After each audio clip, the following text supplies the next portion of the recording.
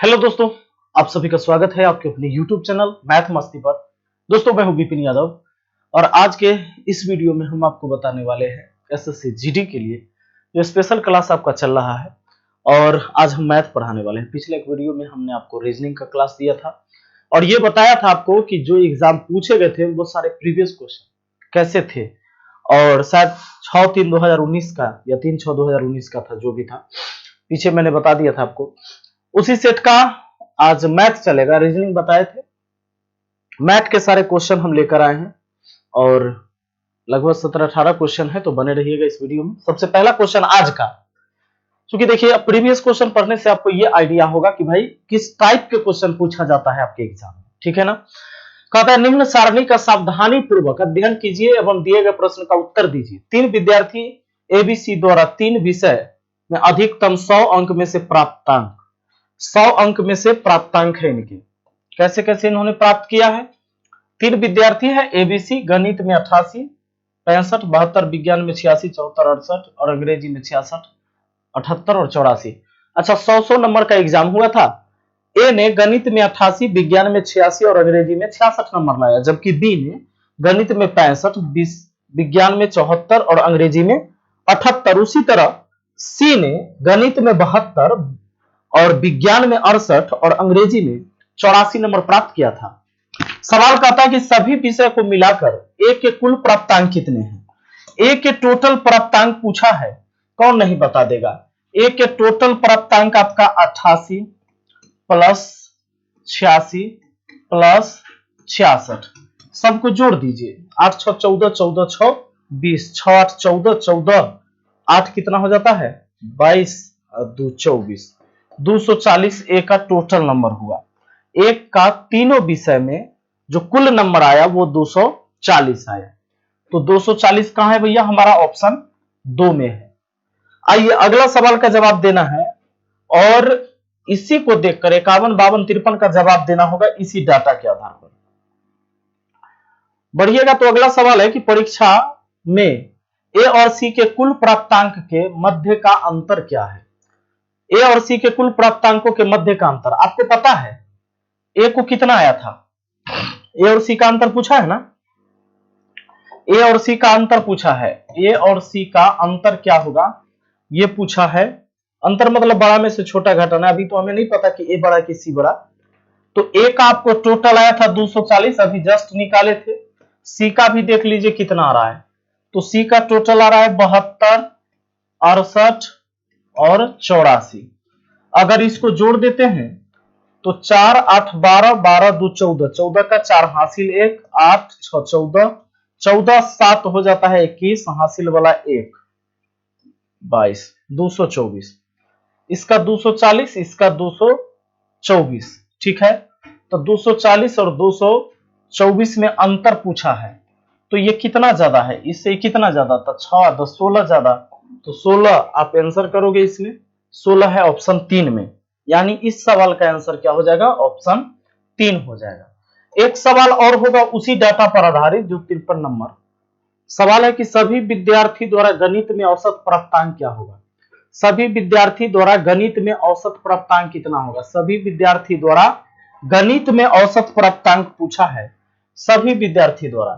तो गणित में एक ने 88 लाया, एक ने 65 लाया और लास्ट वाले सी ने 72 लाया। गणित में ये तीनों नंबर, तीनों को जोड़ के 3 से भाग दे देंगे तो गणित में सभी विद्यार्थी द्वारा प्राप्त किए गए अंकों का औसत प्राप्त हो जाएगा। नहीं, अब देखिए तो जोड़ दीजिए 2 2 5 7 8, 15 के 5 हासिल 1, 7 6 13, 13 8 21, 1 होता है कितना 22। आप इसको 3 से भाग दे दीजिए। 3 7 21 शेष 1, 1 पर 5, 15, 3 25 15। इस सवाल का आंसर 75 होगा। किसका, 53 नंबर का, 51 नंबर का नहीं, 53 नंबर का 75। 53 नंबर का आंसर कितना होगा 75 होगा। तो ऑप्शन 4 हो जाएगा, ये वाला आपका ऑप्शन हो जाएगा, ठीक है। अब बढ़ते हम अगले सवाल पर। देखिए 54 नंबर सवाल क्या कहता है, एक घनाभ के आधार का क्षेत्रफल 34 वर्ग सेंटीमीटर एवं उसकी ऊंचाई 3.5 सेंटीमीटर, तो घनाभ का आयतन क्या है। देखिए एक घनाभ के आधार का क्षेत्रफल 34 है, तो आधार का क्षेत्रफल दे ही दिया। कोई भी घनाभ होगा दोस्तों, आप ध्यान में रख लीजिए इतना बात कि अगर कोई घनाभ है, ठीक है, तो इसका आधार का क्षेत्रफल गुना ऊंचाई कर दोगे। इसीलिए तो हम लंबाई गुना चौड़ाई कहते हैं। लंबाई गुना चौड़ाई ये हो जाता है लंबाई, ये चौड़ाई, ये लंबाई और ऊंचाई। तो एल भी तो पता है आधार का क्षेत्रफल, और एच से गुना हो जाता है तो इसका आयतन हो जाता है। तो आधार का क्षेत्रफल दिया हुआ है 34, तो आधार का क्षेत्रफल है गुना ऊंचाई, ऊंचाई कितना 3.5 यानी 3.5, यानी इसको बट्टा में हम कितना लिख सकते हैं 10, है ना। अब काट उठ के भी आप भाग दे दीजिए, तो इसको अगर भाग दीजिएगा तो चलिए सीधा गुना कर देते हैं। 35 चौके 140, 140 के जीरो हासिल कितना 14, अब 35 दिया 105, 105 है ना। तो ये देखिए 5 4 9, ये 1 और ये 1, ये हो गया आपका इतना और जीरो हट जाएगा, यानी 119 घन सेंटीमीटर, ऑप्शन 3। नीचे से जीरो हटा दिया, है ना। जीरो हटाने के लिए ऊपर एक अंक बाद दशमलव लगा दिए, तो 119 घन सेंटीमीटर हो गया आपका आंसर। नेक्स्ट क्वेश्चन पर आइएगा जरा, देखिए जरा अगला सवाल आपका ये पूछा गया था 1/3, 6/7, 6/3, 8/9, 2/3 गुना 4/3 का मान क्या होगा।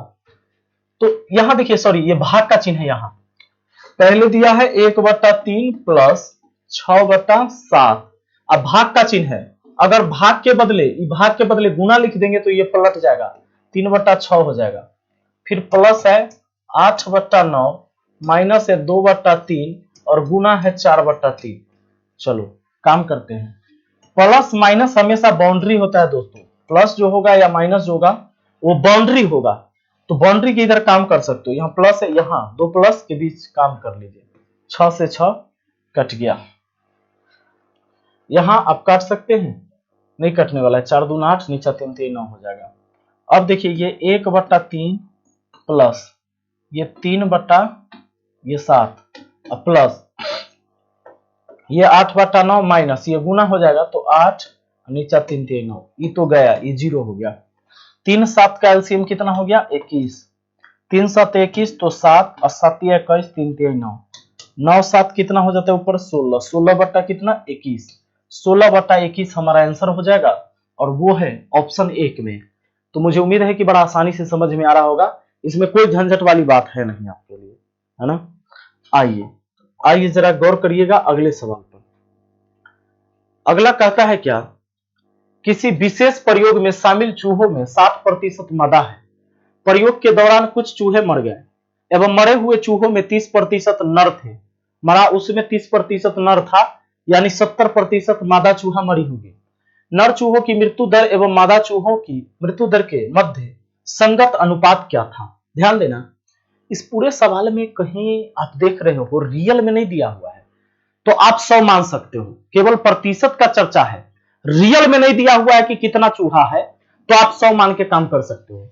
किसी विशेष प्रयोग में शामिल चूहों में 60% मादा है, कुल मान लेते हैं, कुल चूहा 100, ठीक, कुल 100। अब कहता है किसी विशेष प्रयोग में शामिल चूहों में 60% मादा है, नहीं, तो ये जो मादा है, मादा कितने हैं भैया 60%, मतलब 60, तो नर कितने होंगे, नर यानी मेल वो हो जाएंगे 40, टोटल 100 में 60 मादा, नर 40। अब कहता है प्रयोग के दौरान कुछ चूहे मर गए, तो कितना मरा पता चला नहीं, तो मरा कुल मरा मान लीजिए, अब x कुल मान लिया, जो मरा वो x। तो कहता है कि प्रयोग के दौरान कुछ चूहे मर गए, कुछ हमने x मान लिया है। चूहों में 30% नर थे, मरे हुए चूहों में 30% नर थे, तो नर कितना मरा जानते हैं, नर मरा कितना जानते हैं, नर मरा टोटल का 30%, तो टोटल का 30% आप कहिएगा नर मरा है, जो मरा उसमें का 30% नर मरा है। अब एक बात और, आगे सवाल कहता है नर 30% नर चूहों की मृत्यु दर एवं मादा चूहों की मृत्यु दर, तो 30% नर मरा है, तो मादा मरी कितनी, जो मरी है उसका 70%। अब कहता है तो मृत्यु दर संगत अनुपात बताइए। अब एक चीज आपको जानना होगा कि ये x का 30% जो मरा है, x का जो 30% मरा है, ये पहले नर वाला मरा है।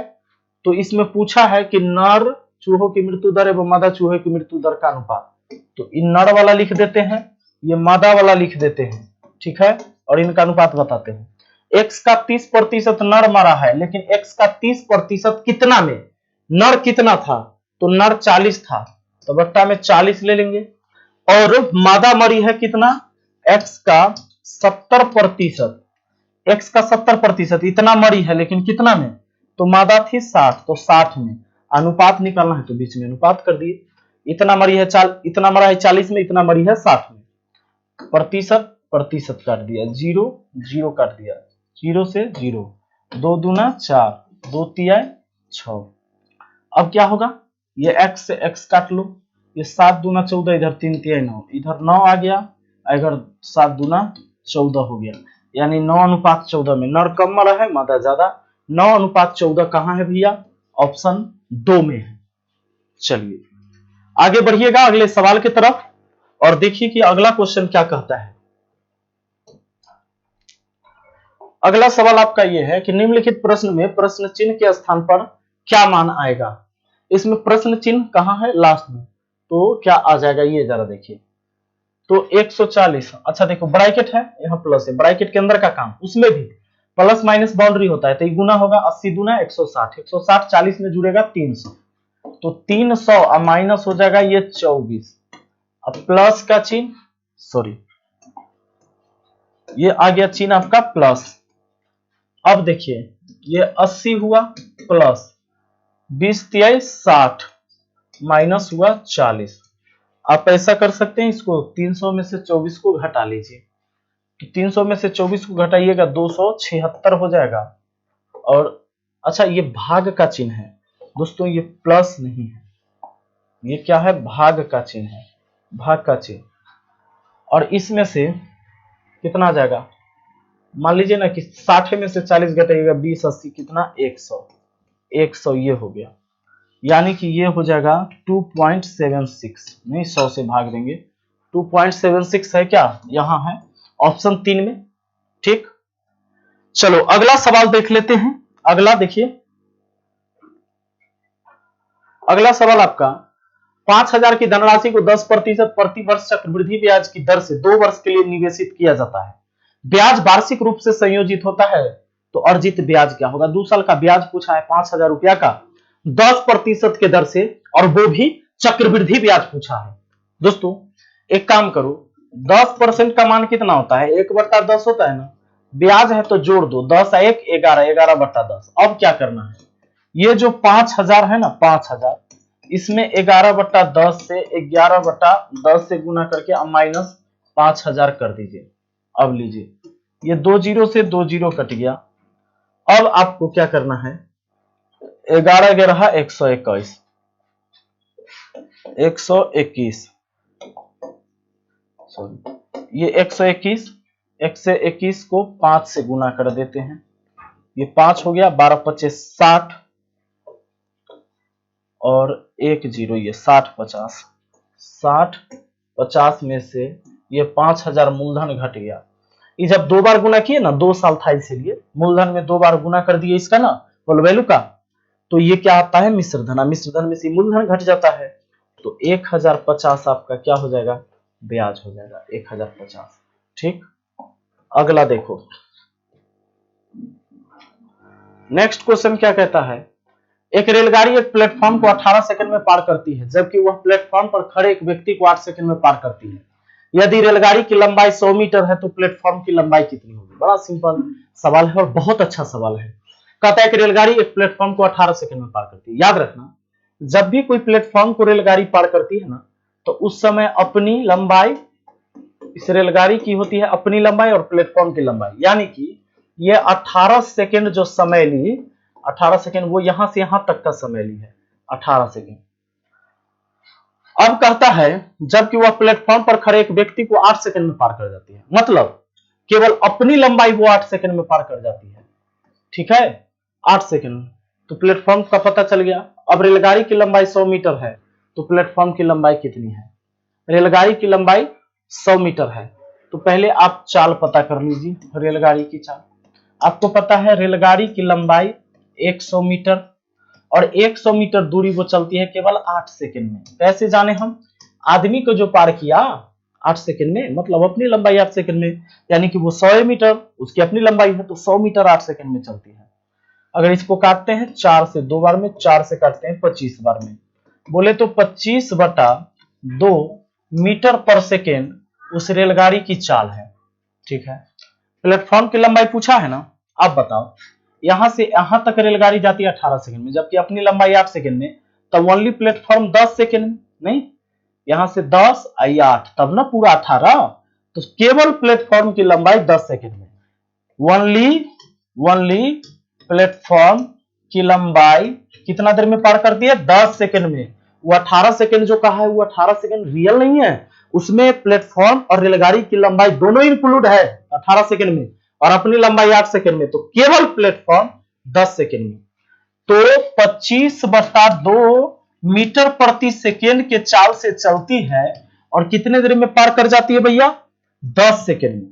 10 सेकंड में, सेकंड सेकंड काट दीजिए, 2 से काट सकते हो 5 बार में, 25 पचे 125, ये 125 मीटर हो गया प्लेटफॉर्म की लंबाई। चाल गुना समय, दूरी, दूरी यानी लंबाई, तो 125 मीटर लंबाई हो गया किसकी? उसी प्लेटफॉर्म की। अगला सवाल देखिए, क्वेश्चन कहता है कि जॉन एक निश्चित दूरी का 2/3 भाग बाइक से पूरा करता है एवं शेष 6 किलोमीटर पैदल तय करता है। वह पूरी यात्रा में कितनी किलोमीटर दूरी तय करता है? ऐसा सवाल जब भी पूछता है आपसे, फ्रैक्शन में पूछेगा, भिन्न में सवाल ही आता है चैप्टर से, तो 6 किलोमीटर ये रियल वाला चला है।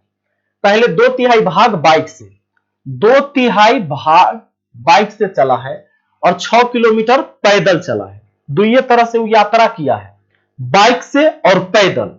तो आपको पता है कि बाइक से उसने 2/3 तय किया, तो शेष कितना बचा? अब आप शेष पहले निकाल लो। 3 में से 2 गया 1, 1/3। उसने शेष 1/3 किलोमीटर या 1/3 भाग दूरी कहिए पैदल चला, जबकि पैदल चला है 6 किलोमीटर। ये दोनों डिस्टेंस ऐसा है जो पैदल चला गया है, ये दोनों पैदल चला गया, इसलिए आपस में बराबर हुआ। तो 1 बराबर कितना हो जाएगा? 3 6 के 18 किलोमीटर। और याद रहे 1 डिनोट करता है ऑल वैल्यू को, ऑल वैल्यू को, क्योंकि 100% का मान एक ही होता है, 100% मतलब बट्टा में 100, तो 100/100 लिखिए, 1 हो जाएगा। ठीक, आइए अगला सवाल कहता है विराट कोहली का 9 पारियों में एक निश्चित बल्लेबाजी का औसत है। 10वीं पारी में उसने 106 रन बनाए एवं इस प्रकार उसका औसत 6 रन बढ़ गया। उसका नए बल्लेबाजी औसत क्या है?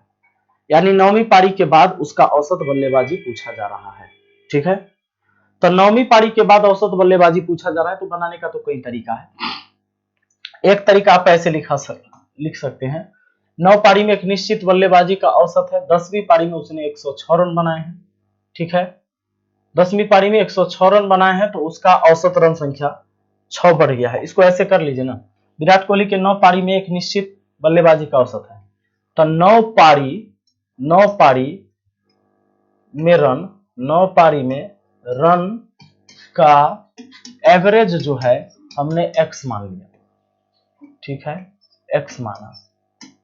ठीक, अब देखो, और 10वीं पारी में 106 रन बनाए हैं, इस प्रकार उसका औसत 6 रन बढ़ गया, इस प्रकार उसका औसत 6 रन बढ़ गया।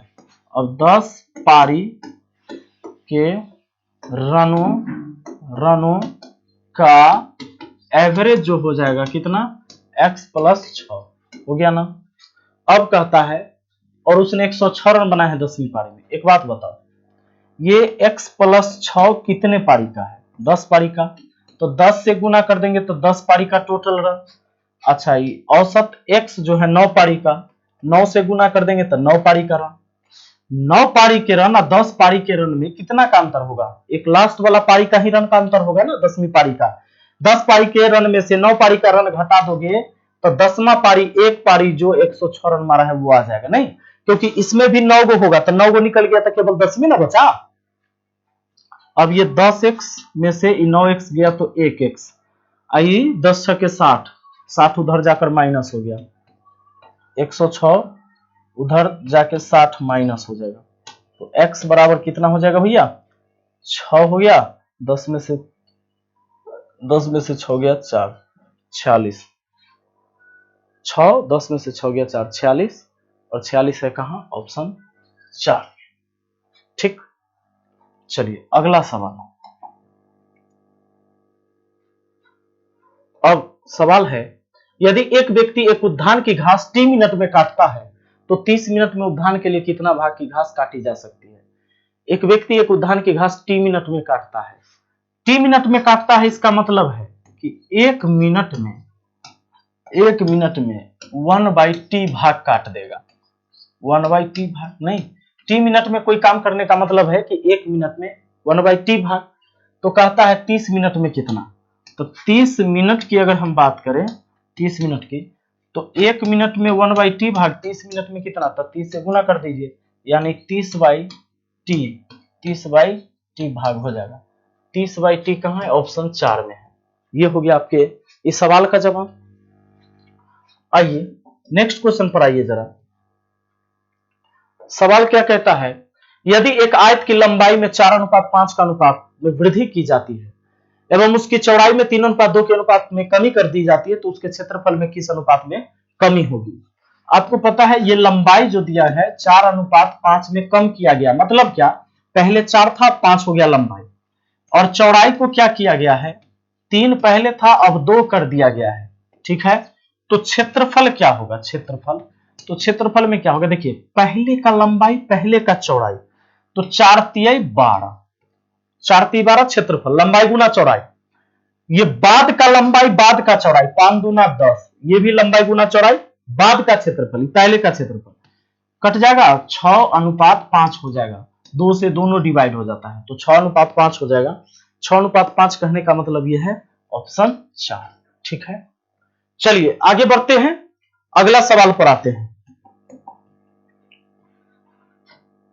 नेक्स्ट क्वेश्चन आपका ये है, देखिए यदि a/b बराबर 2/3, तब है कि 5a² माइनस 2a² b अनुपात 3a b² माइनस b³ का मान क्या होगा। मान रख लीजिए ना, a का मान 2 हुआ और b का मान 3 हुआ, a का मान 2, तब 5 गुना 2 का क्यूब कितना 8 माइनस 2 गुना a² का मतलब है 2 का स्क्वायर 4, 2 का स्क्वायर 4, अब b का मतलब है 3, यहां रख देना, लीजिए अनुपात का चिन्ह, अब 3a का मतलब कितना 2, अब b² मतलब 3 का स्क्वायर यानी 9 माइनस b³ मतलब 3 का क्यूब 27।